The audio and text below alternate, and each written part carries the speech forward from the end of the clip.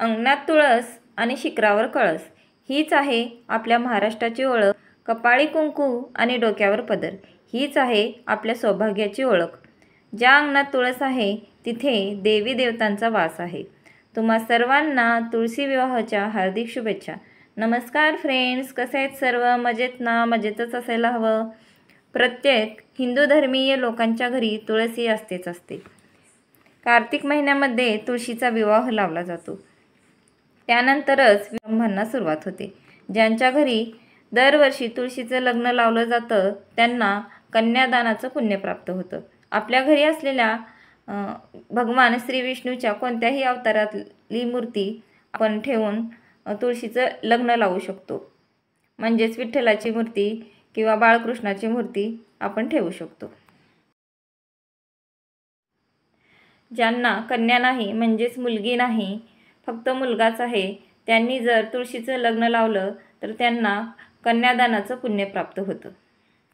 मैत्रिणींनो, असं म्हटलं जातं की चिंच बोर आवळा आणि माझा श्रीकृष्ण सावळा, म्हणून तुळशीच्या लग्नाला चिंच बोर आवळा या वस्तू ठेवल्या जातात. तसेच या ऋतूमध्ये मिळणाऱ्या सर्व फळं आपण ठेवू शकतो. तर मी तुळशीच्या लग्नाची सर्व तयारी करून घेतलेली होती आणि आता देवपूजा करत आहे. कारण तयारी झाली की संध्याकाळी पूजेला आपणाला उशीर लागणार नाही. इकडं बघा आमची परी, मी पूजा केली की तीही माझंच अनुकरण करते. मी जसं करेल तिलाही तेच करायचं असतं. लहान मुलं बघा मोठी माणसं जे करतात त्यांचंच अनुकरण करत असतात. आज होता संडे म्हणून ते दोघेही घरीच होते. घरी असलं की त्यांचं काय ना काय असं चालूच असतं. मी लहान असताना सुद्धा माझी आई कोणतीही पूजा करत असताना मी पण लक्ष देऊन बघायचे. तेच आता माझ्या कामाला येत आहे. आमच्या इकडे कर्नाटकमध्ये तुळशीचं लग्न हे आपल्या महाराष्ट्रामध्ये जसं लावलं जातं तसं लावलं जात नाही. इकडे सोनू आणि परीचं टी व्हीवर कार्टून बघायचं चालू होतं. कारण त्यांना सुट्टी दिवशीच फक्त टी व्ही बघायला भेटतं.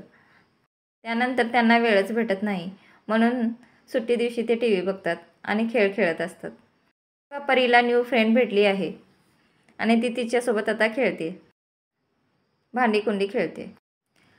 संध्याकाळचे 7 वाजलेत आणि आता आम्ही तुळशीचं लग्न लावतो. प्रत्येक भागामध्ये पद्धत जरी वेगळी असली तरी श्रद्धा ही सारखीच असते. इकडे तुळशीसमोर कलश स्थापना करत नाहीत. आपल्या महाराष्ट्रामध्ये कलश स्थापना केल्याशिवाय तुळशीचं लग्न होत नाही.